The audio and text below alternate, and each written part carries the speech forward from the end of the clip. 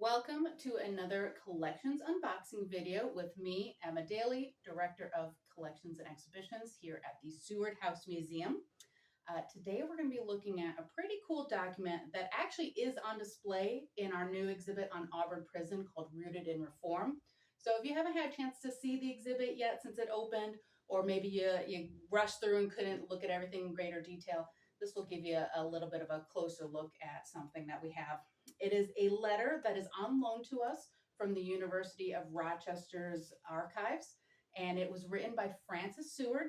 It's dated June 26th of 1846, and she is writing to her eldest child, Augustus, regarding the Freeman trial that was taking place here in Auburn, for which her husband, William Henry Seward, was serving on the defense.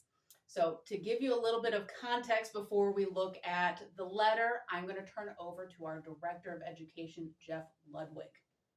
Thanks, Emma. Delighted to be able to talk to our viewers today about a little bit of historical context into the Freeman trial, which occupies not only the Seward family, but all of Auburn and much of the United States, who are all watching this sensational trial play out over the summer of 1846. Now, for some perspective, in the summer of 1846, William Henry Seward was 45 years old. He'd returned home from Albany a few years earlier, having served 2 terms as New York governor, and he was about 2 years away from being a serious candidate to become U.S. Senator from New York.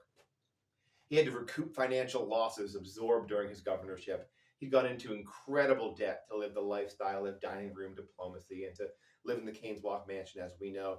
So he revived a law practice that had been largely dormant while he was away and would take many cases for money. And he soon enough was back on his feet. But a shocking murder in 1846 caused Mr. Seward to take a case pro bono. And that case involved young William Freeman, locally born free African American in Auburn, New York, who had been wrongfully accused and tried for stealing a horse. He hadn't done it. The person who had framed him, and that became very clear later. Needless to say, Freeman served 7 years in the Auburn prison, where corporal punishment was rampant, and he was badly beaten at one point over the head with a board, causing what Seward believed later to have been brain damage. Well, when he's released, Freeman shockingly murders a prominent white family called the Van Nests. The citizens of Auburn are ready to dispense vigilante justice when he's captured.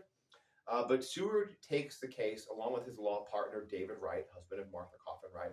And with Martha and Frances, these 4 sort of huddle in the Wright house just on Genesee Street and concoct a brilliant legal strategy. Now, they're up against it.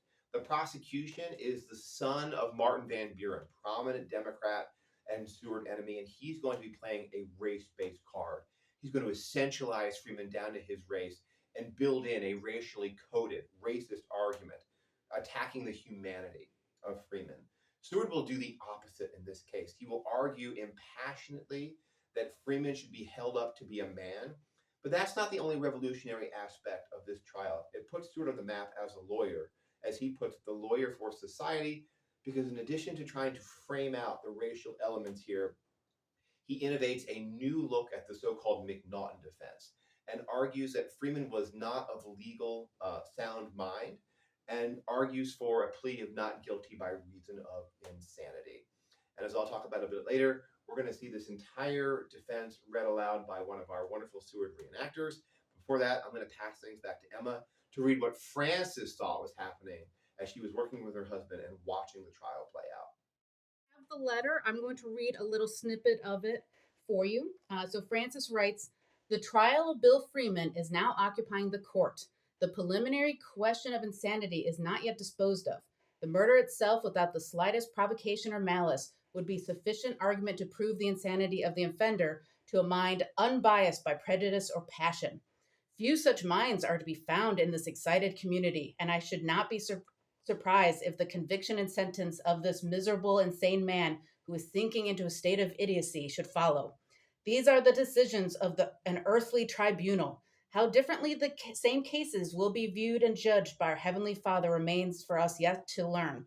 It has been a great sacrifice of time for your father, but is cheerfully made in the cause of benevolence and humanity." All right, so I'm going to turn it over once more to Jeff to tell you about an upcoming program we have here that he alluded to. Hopefully, this has whet your appetite to learn even more about the Seward family's involvement in the Freeman trial.